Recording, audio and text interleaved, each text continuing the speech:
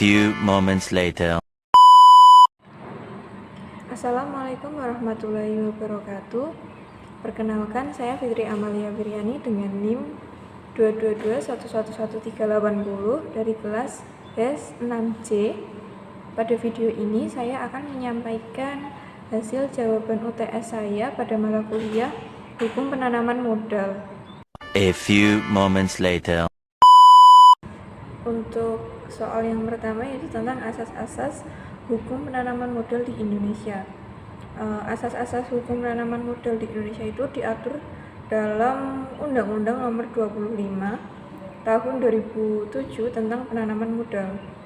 Nah, asas-asasnya yaitu yang pertama, asas kepastian hukum. Menjamin bahwa semua tindakan dan kebijakan dalam penanaman modal berlandaskan pada hukum dan peraturan yang jelas, sehingga memberikan jaminan kepada investor. Lalu yang kedua yaitu ada asas keterbukaan, mewajibkan adanya transparansi informasi yang benar dan tidak diskriminatif mengenai kegiatan penanaman modal, agar masyarakat dapat mengakses informasi tersebut. Lalu asas yang ketiga yaitu tentang asas akuntabilitas. Setiap kegiatan penanaman modal harus dapat dipertanggungjawabkan kepada masyarakat sebagai pemegang kedaulatan tertinggi di negara. Lalu yang keempat ada asas perlakuan yang sama, yaitu menjamin perlakuan yang adil bagi semua penanam modal baik lokal maupun asing tanpa diskriminasi. Nah, yang kelima itu ada asas kebersamaan, yaitu mengedepankan kerjasama antara pemerintah, masyarakat, dan investor untuk mencapai tujuan bersama dalam pembangunan ekonomi. Yang keenam yaitu asas keberlanjutan, yaitu mengutamakan keberlanjutan dalam proses pembangunan melalui penanaman modal. Asas yang ketujuh yaitu asas kemandirian, menekankan pentingnya potensi bangsa dan negara dalam pelaksanaan investasi. Untuk soal yang kedua yaitu tentang faktor-faktor yang mempengaruhi hukum penanaman modal di Indonesia.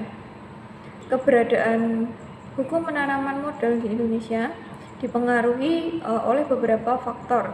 Yang pertama, dipengaruhi oleh regulasi, kebijakan dan regulasi pemerintah yang mendukung atau menghambat investasi sangat mempengaruhi iklim penanaman modal. Misalnya, kemudahan perizinan dapat menarik lebih banyak investor. Yang kedua, stabilitas ekonomi dan politik. Kondisi ekonomi dan politik yang stabil menciptakan kepercayaan bagi investor asing. Ketidakpastian dapat menyebabkan penurunan minat investasi. Yang ketiga, infrastruktur, yaitu ketersediaan infrastruktur yang baik seperti transportasi dan telekomunikasi menjadi faktor penting dalam menarik investasi. Nah, akibat dari faktor-faktor tersebut bagi Indonesia itu yang pertama, meningkatkan investasi.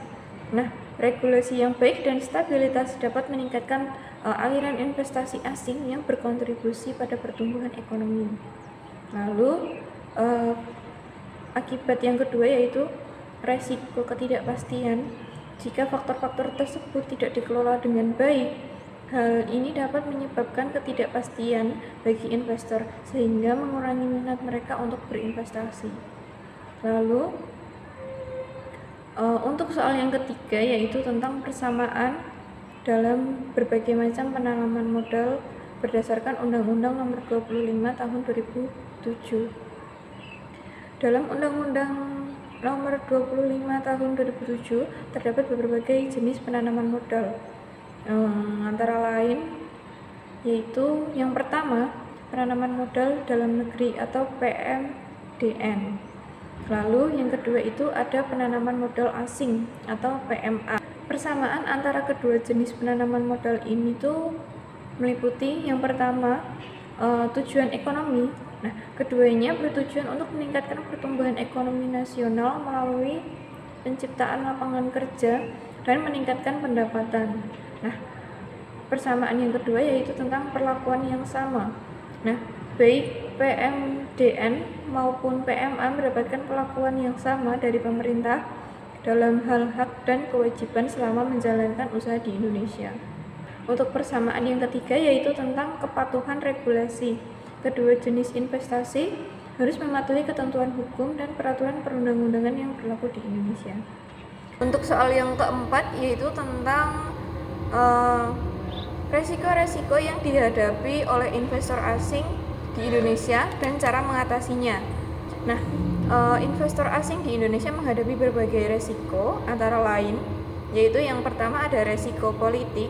Nah, perubahan kebijakan pemerintah atau ketidakstabilan politik dapat mempengaruhi investasi. Untuk mengatasinya yaitu melakukan analisis resiko politik secara berkala dan mempertimbangkan asuransi politik untuk melindungi investasi. Resiko yang kedua yaitu resiko ekonomi. Fluktuasi nilai tukar atau inflasi dapat berdampak pada keuntungan investasi. Nah, untuk cara mengatasinya yaitu menggunakan instrumen hedging untuk melindungi nilai tukar serta diverifikasi portofolio investasi. Nah, untuk resiko yang ketiga yaitu resiko regulasi. Perubahan regulasi atau kebijakan perpajakan dapat mempengaruhi kelangsungan usaha.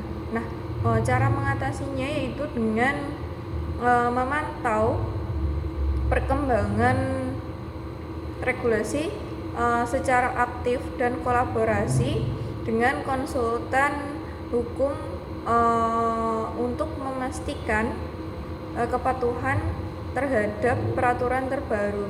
Nah, dengan memahami resiko-risiko ini dan menerapkan strategi mitigasi yang tepat, investor asing dapat lebih sigap menghadapi tantangan dalam berinvestasi di Indonesia. Cukup sekian jawaban dari UTS saya untuk mata kuliah penanaman hukum modal. Kurang lebihnya mohon maaf. Wassalamualaikum warahmatullahi wabarakatuh. A few moments later.